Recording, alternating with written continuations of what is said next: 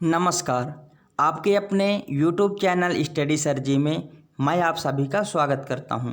आज हम इस वीडियो के माध्यम से एनसीईआरटी की कक्षा 8वीं की हिंदी पुस्तक वसंत के दूसरे पाठ लाख की चूड़ियाँ, जिसके लेखक हैं कामता नाथ, इस पाठ के अभ्यास प्रश्नों को करेंगे।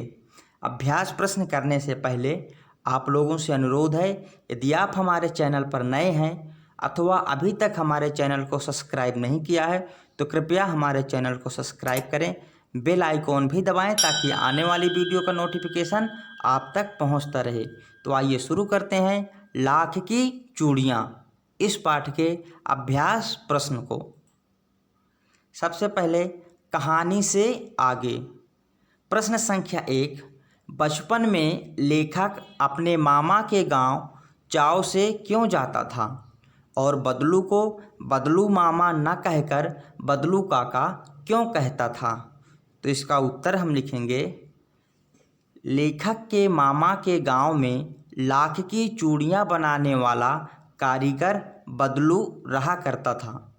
वो लाख की बहुत सुंदर चूड़ियां बनाता था, परंतु लेखक के लिए वह लाख की रंग बिरंगी सुंदर गोलियां बनाकर दिया करता था, जिसके कारण लेखक हमेशा बदलू के पास जाता और यही कारण है कि लेखक को उसके मामा का गांव भाता था। बदलू को समस्त गांव ही बदलू काका कहकर बुलाया करती थी, इसलिए लेखक ने भी उसको काका कहना ही उचित समझा। प्रश्न संख्या 2। वस्तु विनिमय क्या है? विनिमय की प्रचलित पद्धति क्या है? तो हम इसका उत्तर लिखेंगे, वस्तु विनिमय से तात्पर्य लेन देन के लिए रुपए पैसों के स्थान पर एक वस्तु का दूसरी वस्तु से क्रय विक्रय करना है। क्रय विक्रय अर्थात अदला बदली। जिस तरह से बदलू लाख की चूड़ियों के स्थान पर अनाज व कपड़े लिया करता था, वस्तु विनिमय की पद्धति गांव में प्रचलित है। यहाँ लोग अन्न के बदले अन्य किसी भी खाने पीने व कपड़े वस्तु से आदान प्रदान कर लेते हैं। इस समय इस पद्धति का स्थान रुपए पैसों ने ले लिया है। प्रश्न संख्या 3।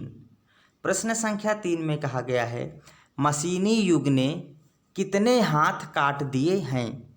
इस पंक्ति से लेखक ने किस व्यथा की ओर संकेत किया है? तो इसका हम उत्तर लिखेंगे, लेखक ने उन कारीगरों की तरफ संकेत किया है जो हाथ से बनी वस्तुओं से अपना जीवन यापन करते हैं। आज के मशीनी युग ने इन कारीगरों के हाथ काट दिए हैं। उन कारीगरों का रोजगार इन पैतृक काम धंधों से ही चलता था। वे पीढ़ी दर पीढ़ी अपनी इस कला को बढ़ाते चले आ रहे हैं और साथ में रोजी रोटी भी चला रहे हैं, परंतु मशीनी युग ने जहां उनकी रोजी रोटी पर वार किया है, वहीं दूसरी ओर इन बेशकीमती कलाओं का अंत भी किया है। ऐसी अनगिनत कलाएं हैं जो लुप्त अवस्था में हैं और उनको करने वाले कारीगर इस युग के अंधकार में खो रहे हैं। यही वो व्यथा है जो लेखक व्यक्त करना चाहता है। ऐसे कारीगर कला होने पर भी बेकार हो गए हैं और उनकी रोजी रोटी भी खत्म हो गई है।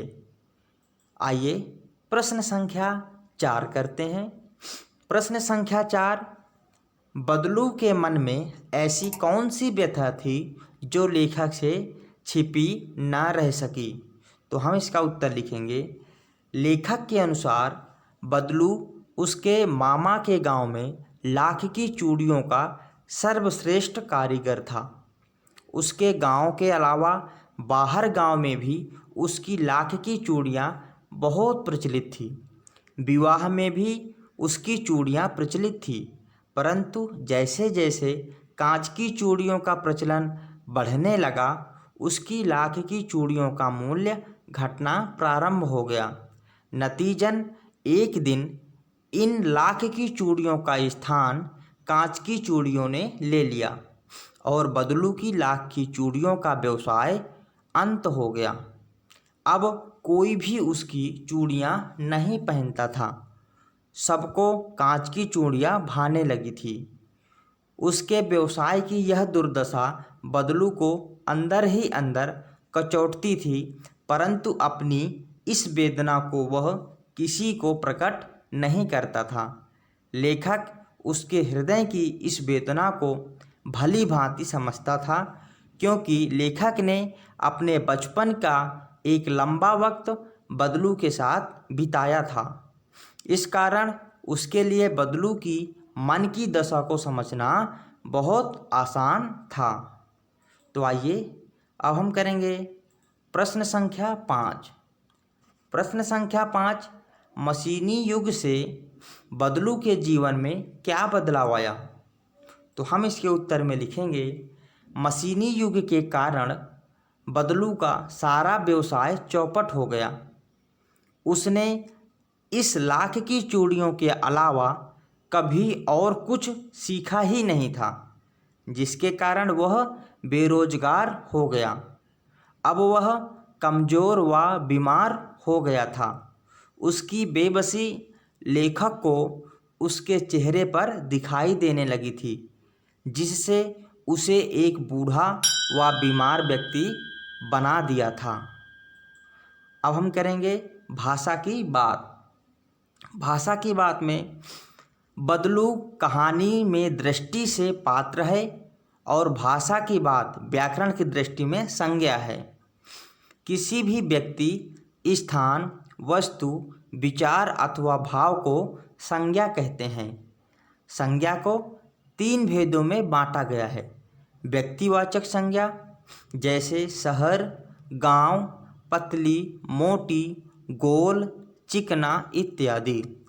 जातिवाचक संज्ञा जैसे चरित्र, स्वभाव, वजन, आकार आदि।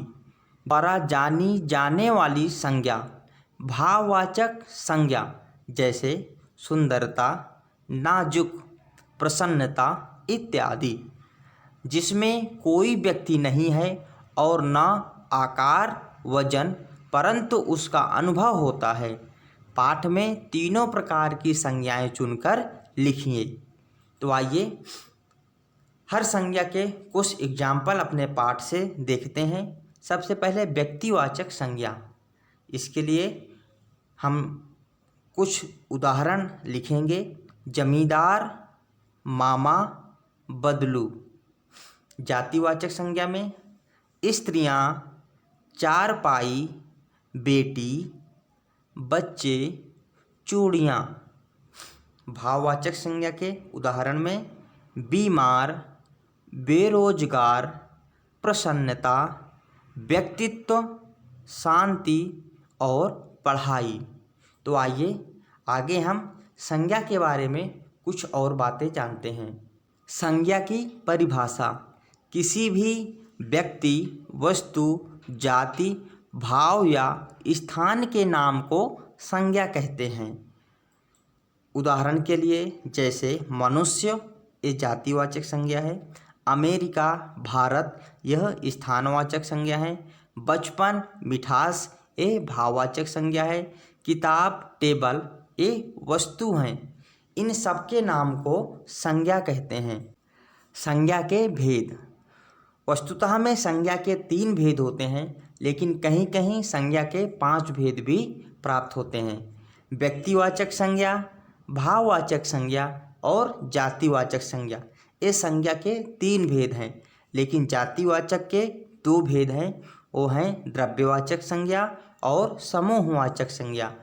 तो इस प्रकार हमें संज्ञा के कहीं पर 3 भेद तो कहीं पर 5 भेद प्राप्त होते हैं। आइए प्रत्येक संज्ञा के भेदों के कुछ उदाहरण देखते हैं। व्यक्तिवाचक संज्ञा जैसे राम, आगरा, आम इत्यादि।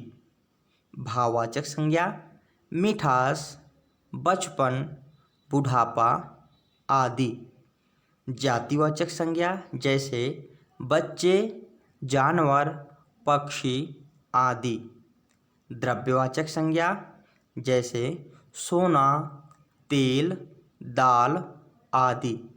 समूहवाचक संज्ञा भीड़, जनता, परिवार आदि। तो बच्चों, इस प्रकार इस पाठ के सारे प्रश्नोत्तर हमने कर लिया है।